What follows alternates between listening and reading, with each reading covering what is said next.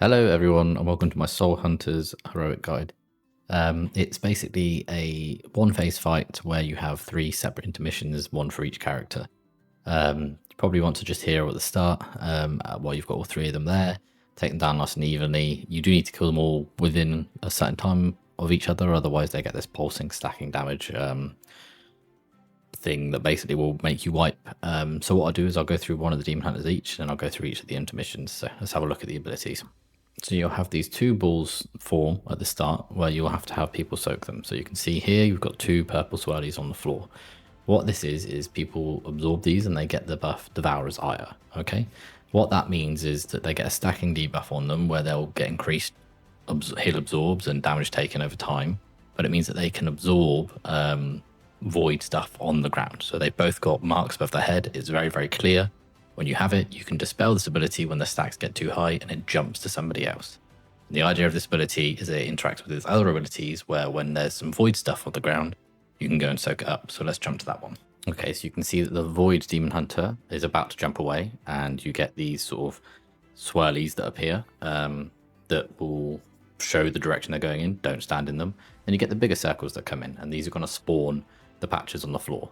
So you can see the people in the background there with the things above their head can just run into these patches and soak them. The idea is that whoever has that debuff just keeps going and soaking until it gets too much, and the healers just control the whole thing, dispel them, and the healers will really solve it. So all they need to do is they need to know that they've got it. They need to know that then they'll be clearing purple shits on the floor, and if it starts doing major damage to them, pop a cooldown, okay? Okay, so Tank Demon Hunter really only has one ability to worry about, and it's Fracture. The other stuff is just damage incoming and then a heal absorb, I believe. So the main thing to worry about is Fracture on this one. So what will happen is it will hit you for a load of upfront physical damage. You'll then have 2 ghost spawns like on Kel'Thuzad, and while these persist, you'll take 33% decreased healing for each one that's up, essentially. So these 2 ghosts, you need to get a player from your group that's preferably not got the void thing above their head to consume, because they're taking increased damage, that just picks up the ghost for you, and then they'll take a dot for the next 30 seconds essentially, so they don't pick up the next one when the next tank gets it, and you just rotate around and it should be absolutely fine. You can play around with the other tank getting it because it wouldn't do much damage to them, but they'll have I-beam at the same time, so it needs to be positioned well for that. So I would just say just get your DPS to pick it up and it should be fine. One additional thing just to mention about this Fracture and the how it interacts with the Spirit Bomb. If the Spirit Bomb goes off and there's still fragments out on the map, then you're essentially going to be taking extra damage. So you have a heal absorb and you'll take a load of damage. So just make sure you pick up the fractures quickly, okay? Don't mess around with them. Okay, so probably the most annoying one in my opinion, the DPS Demon Hunter. So it does blazes that you need to dodge. It does the hunt that you need to soak, but in a specific manner.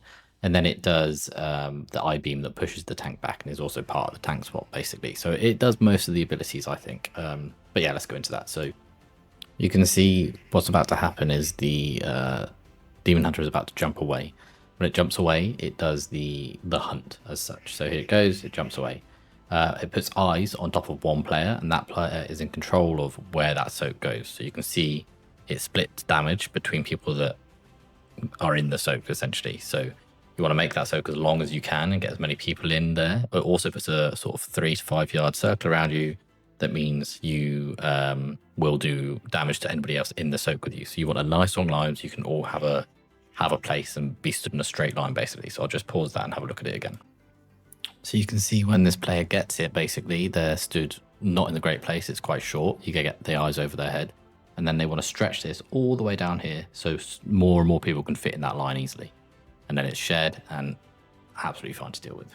Okay, so the I-beam, basically you can see it here. It will put a stacking debuff on anyone that's hit by it, but it should just hit the tank. You should just make sure you face it towards the end of the arena, basically. So you're going out of the arena, not into the middle of the arena. And then after the I-beam is when you swap. So the Fracture will happen, then the I-beam will happen, and then you swap.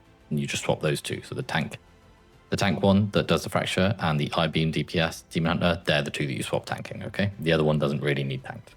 And then the final ability is just these green sort of blazes that you need to dodge. There's 3 of them. They come in a sort of particular, I don't know what you want to call it, that they all seem to be the sort of similar representation of how they come in. So normally like that, you dodge them, you don't get hit by them. and that's it. Just another dodge like these swirlies, okay? So obviously you have to put it all together to do phase 1, but they are all the abilities that happen in phase 1. They come in at sort of certain times, and the interaction between them isn't too bad. In Mythic it'll be worse, but in Heroic it's pretty okay, the interaction with them.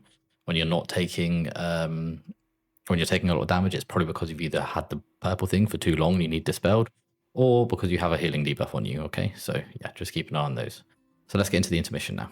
So intermission 1 is the Void Boy. It's essentially a very, very forgiving Fyrak stage. You'll get these stars come in from around the side. You need to absorb them. Tanks are very good at it. They can do as many as you want them to, basically. It's a stacking debuff, so just don't take too many to kill themselves. And obviously the people that have the purple stuff above their head try to avoid taking too many. But essentially tanks can carry this and just run around and get loads. So yeah, just absorb balls. That's it for intermission 1. Don't stand under the boss. If you stand under the boss, you'll die. Okay? Don't do that. Okay, intermission 2 is blazes all over again. So you get a blaze, you stand still. You don't try and run it around. You just stand still and let people dodge you, okay? And that's it. You just survive this. It's actually quite nice downtime, to be honest, these intermissions. So you just pump one target, basically. I think you can still hit the ones up in the air and just dodge blazes in intermission 2. Intermission 3 is essentially, it's going to be the tank demon hunter. He's going to be jumping around and doing a huge frontal cone. You need to get behind him every time, so you'll want speed boosts. If you get caught by the frontal just a little bit, you get a slow on you. So you just need to make sure that you're moving as quick as you can, essentially, and just get behind him. After this, there's a soft enrage, kind of, but it's basically a hard enrage where all 3 intermissions will happen at once. And obviously, it kind of just kills you after a certain amount of time. So yeah, all you want to do is just get them all stacked up here. Make sure you kill them within a couple of seconds of each other, and you're golden. I'd say the main things to think about on here is that you should probably hear it at the start because you have all of the 3 stacked together. So just use it there, and then also make sure that your tank swap after the I-beam each time, and that the people that have purple on their head are actually definitely clearing. They understand their role and they know that they should be clearing, and then also your healers know when to dispel them. The person that gets the hunt knows to spread the hunt out so you can get as many people as you can in it. If you do those things, the boss will fall over.